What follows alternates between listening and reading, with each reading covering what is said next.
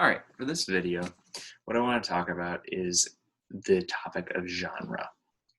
So as we're going through, so what we're starting now, before we get into genre, is we're starting the steps not almost, the steps of interpreting scripture. So the first thing you want to do after you've already figured out what the purpose of this passage is connected to. So if you haven't watched the video on the book, um, you want to go back and listen to that and understand how a passage is connected to a book, which is connected to the overall purpose of Scripture and what God is trying to communicate to us. However, for this video, we are looking at genre. So often Scripture is looked at as one genre. It's a sacred text or a secret text. However, God spoke through a plethora of genres. He used narrative.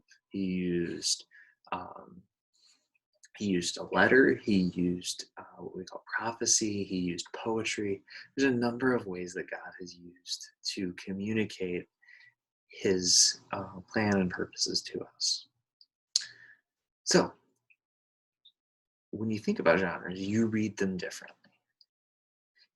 Just think about practically about a library. You read a cookbook differently than you read. In some ways, you read a cookbook differently than you do a fiction novel. You read a biography different than you do an car manual or a car manual. However, going back to our previous videos, you do, in a sense, read all of those the same. You're looking for the author's intent. But how you find the author's intent, how you find out what the author is trying to communicate is different. The poetry section is different than the novels. The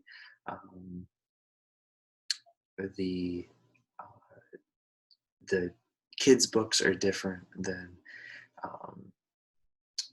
the mystery section.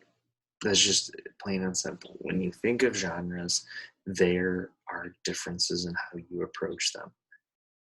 So the first thing you want to do when you approach what you're reading is you want to identify what genre you're reading. And later on, I'll do a series of videos, or not a series of videos, but as a part of this series, I will do some videos on specific implications of certain genres. But right now, I just want to, assume that for the purpose of this video, I want you to understand, or I want you to just be able to, I'm going to assume that you know how to distinguish the genres, because once you start reading them, they'll be very plain to you.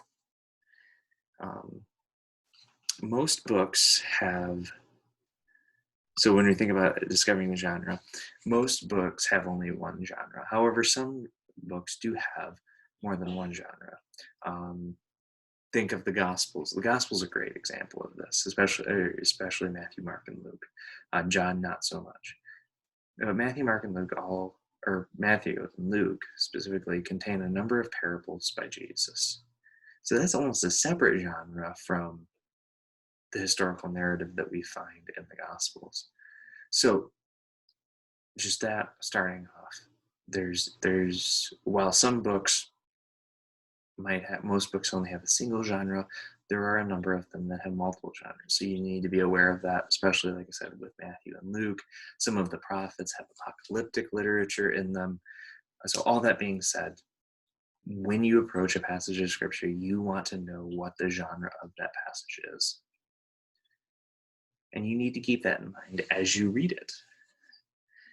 And just to close this video out, like I said, we will look at, broadly speaking, the genres of scripture. You can, of course, always break these genres down into subgenres, and we might touch on a little bit of those, but the genres that we'll talk about are going to be very easily, like the principles that I'll give you should be able to apply to that genre as a whole.